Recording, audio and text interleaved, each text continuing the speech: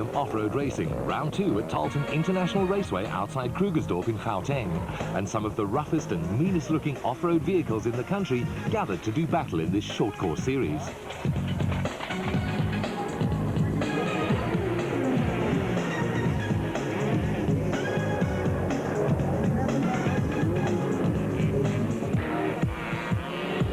In the Superquad category, Evan Hutchinson was leading after the first round with a 4-point gap over Graham Love, who had Clayton du Plessis breathing down his neck.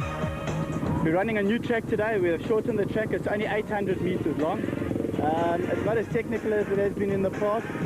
It is faster, so it's going to be more difficult to get the lead as anyone could lead. You don't have to be as good as a rider. You just need more speed. The start would be crucial, and it was Clayton du Plessis who blasted away the quickest as the gates dropped. He's on number 59, but Evan Hutchinson on number 80 and Graham Love on 72 were determined not to let him get away. Glenn Julian on number 63 slotted into 4th position.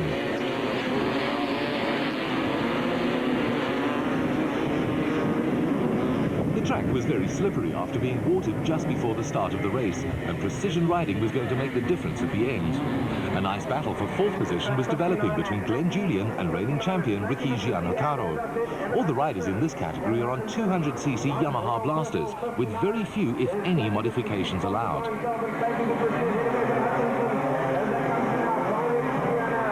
At the front of the field, du Plessis and Hutchinson on the Linex Royal Purple racing Yamahas, and Graham Love were pulling away.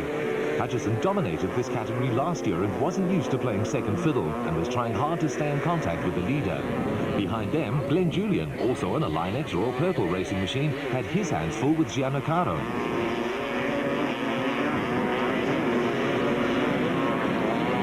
There really wasn't much between the first 5 riders, and with this form of racing requiring extreme fitness, it would be the fittest and most consistent rider who would triumph. The battle for 4th between Julian and Giannocaro had the crowd enthralled. The pressure on Julian not to make any mistake was intense, but it was Giannocaro who lost time when he went into the last corner a little bit too fast.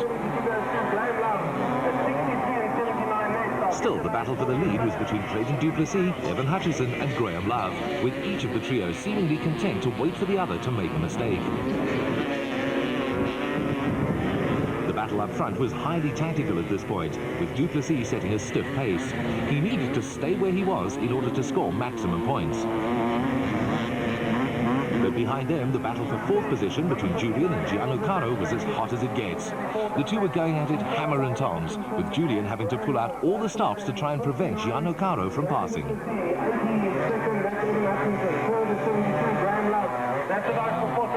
Giannocaro tried a different line through the fast right-hander at the end of the main straight, and it obviously worked for him, as he came out faster to take 4th from Julian.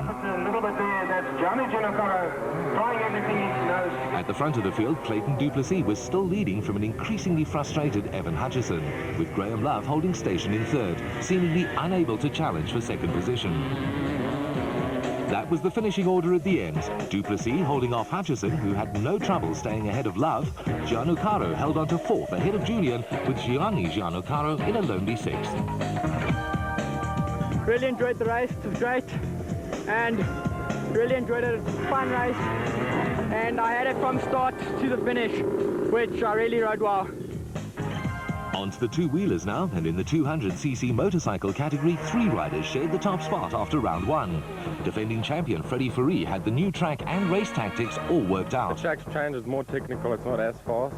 So, you know, it's going to be tight, it's going to be long, you know, you have to sweep into the corners, get your lines right, and just be fast through the corners. That's going to be the main thing. 23 riders stormed out of their starting blocks at the start of the 200 race, and it was multiple motocross champion Ryan Hunt on his Fuchs Silkeline KTM who got the whole shot. Piet Pina on his Honda and Freddie Fourie on his Elna Fox Kawasaki slotted into 2nd and 3rd. Hunt didn't take Super Series too seriously last year, competing in only a few events, but this year he wants to make a serious onslaught on the title. He won all 3 races in the Open category at a previous meeting, and at Talton he entered in both the Open and the 200 categories. With Hunt pulling a gap, a battle for 2nd was developing between Piet Pina and Freddie Fourie. Behind them came Neville Bradshaw, Leonard Peterson and Alan Julian. Hunt was putting up a great show, demonstrating exactly what the new 125 Fuchs Sulcaline AGA Panasonic KTM was capable of. Behind him, Fourie had succeeded in getting his Elna Fox Kawasaki ahead of Geert Pienaar's Honda. Neville Bradshaw of Team Elf Suzuki was also still in the picture. Fourie now had his sights firmly set on the leader, opening a gap between himself and Pienaar. Further back in the field, many riders were involved in their own private battles. Alan Julian on his Honda got a good slingshot out of the right-hander and was making up lost time after a fall. He was challenging Neville Bradshaw on the Team Elf Suzuki for fourth. Ahead of them, Freddie Fourie was slowly but surely catching Ryan Hunt, using every part of the track at his disposal to gain an advantage. Hunt was still comfortably in the lead, but Fourie was closing rapidly, with Pienaar still hanging on, trying not to lose contact. Alan Julian had passed Neville Bradshaw for fourth, while Leonard Peterson on his Elna Fox Kawasaki was challenging for fifth. The battle for the minor placings was hotting up. Julian in fourth was pulling away, but three riders were contesting fifth position. Peterson was fighting like a tiger to keep Bradshaw and Gavin Cowley away. Cowley almost lost it on his Protocom O'Neill Honda, which allowed Rian Finicak on his AGA Panasonic Honda to close right up. Like a pack of hungry wild dogs, they stormed down the main straight, choosing different lines through the sweep.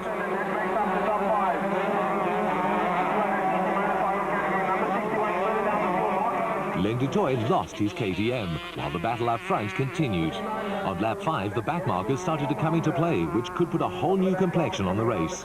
Rian Finicak had to find a way past Brad Burden, who was chasing Leonard Peterson for 7th.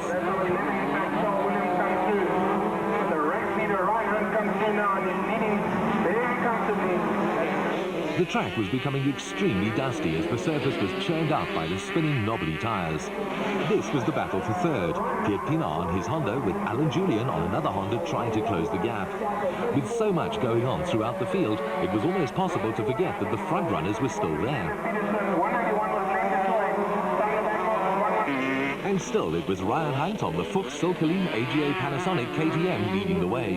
He had no trouble getting past the backmarkers, and it seemed as if Freddie Fourie's challenge on the Elna Fox Kawasaki was fading. Hunt was carrying on where he left off at AA Kyalami in February. The hugely experienced and super fit rider showing the opposition that they'd have to find something special to beat him this year. With the other three in the top four holding station, former junior champion Jared de Jager did well to finish fifth ahead of Cowley, Peterson and Burden. It's the first time I've ridden 125 in the Super Series, and I got the whole shot and it led from start to finish. I didn't see anybody else on the track apart from the guys that had come off and were lagging behind a bit, and so they're going to water the track now and hopefully get some of the dust down. After round one, Henry Kirstein in his Chenoweth was leading the point.